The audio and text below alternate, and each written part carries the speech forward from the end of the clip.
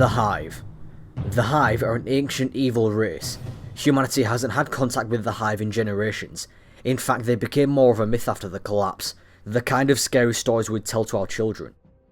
The Hive evoke a feeling of undead royalty, as seen in the different classes. The most basic form of Hive are the THRALLs. They have no eyes and it's unknown what their body is made of. THRALLs appear to be the most aggressive form of Hive, as they constantly throw themselves at the player using their claws as a weapon. A single THRALL is nothing, but as a swarm they can be quite overwhelming. There is another variation called the Cased THRALL, which, instead of using claws, they explode in a suicidal attempt to kill you if they get too close. Think suicide grunts from Halo. They can be distinguished by their blue glow, and if aggroed they will sprint at the player. Acolytes have slightly thicker armour than THRALLs and wear cloth, as well as have 3 eyes. Acolytes are also smarter than THRALLs in that they will take cover and keep their distance, rather than attempt to charge on the player, and instead of using claws, they carry a weapon called a shredder which appears to fire blades. Hive Knights are bigger and are outfitted with heavy armour. Some Knights wield massive cleavers, while some wield some kind of energy-based explosive launcher, and they often accompany groups of acolytes. They also have the ability to summon shields. Next are Hive Wizards, that have the ability to levitate and fly overhead in combat, as well as use magic as a weapon against the enemy. Besides their magical abilities, they can be distinguished by their robe-like armour and tattered cape. Wizards also have shields which can be weakened by solo damage weapons.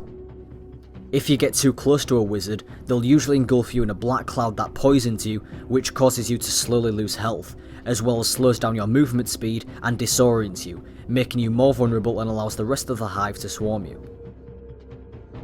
Hive Ogres are beasts that fire lethal beams called eye blasts, perform devastating stomp attacks, and are much bigger than the other Hive classes. Warlocks believe that they are a product of bizarre mating rituals. These disgraceful beings possess an unrestrained rage, such that they manage to escape even out of their creator's control. As for who these creators are, we don't know. Lastly are the Hive Shriekers. They hover off the ground and wait for an enemy and open up their shell when they attack, revealing some sort of purple energy in the centre that fires homing orbs at the player. The only way to damage a Shrieker is to shoot at the purple centre when it opens up. Shooting the shell won't damage it, but be careful when you do kill a Shrieker, because when they die they explode and release more deadly homing orbs that explode upon impact. Other than that, we don't really understand what the Shriekers are. The Hive also use tomb ships, which cut in through slipspace and will fire purple orbs as a swarm of Hive materialise on the ground. So far we know that the Hive occupy 2 locations, the old Russian Cosmodrome and the Moon. It was thought that the Hive were contained on the Moon, but as we discover in the second story mission, The Dark Within, the Hive managed to slip by unnoticed and are slowly invading Earth, starting in the Cosmodrome where a Hive infestation called the Hidden Swarm lurks. Hive-infested areas within the Cosmodrome include the Grottos, the Skywatch, the Rocket Yard, the Refinery, and the Jovian Complex. The Fallen and Hive dislike each other.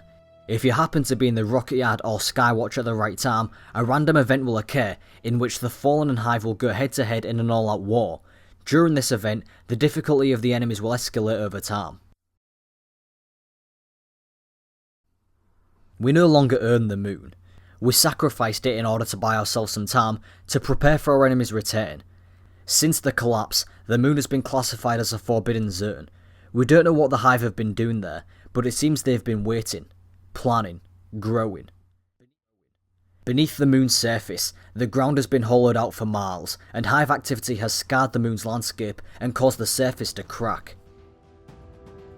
The Hellmouth conveys themes such as militarism through the use of weapon racks, a sense of mystery, like what lurks behind that sealed door. The remains of those who suffered shows the evil in the Hive, and the overall atmosphere delivers the theme of darkness. The Hive army that inhabits the Hellmouth are called the Spawn of CROTA, but we have yet to find out who CROTA is. Within the Hellmouth, there's a location called the Temple of CROTA, which suggests that whoever this CROTA character is, the Hive worship them and consider them a god. According to the description of a story mission on the Moon, the Sword of CROTA is a legendary sword, once used to slay thousands of Guardians, and we must destroy it. It is said that the Hellmouth contains some of the most fearsome denizens, and deep at the bottom of the Hellmouth a vile creature awaits, PHOGOTH the Untamed.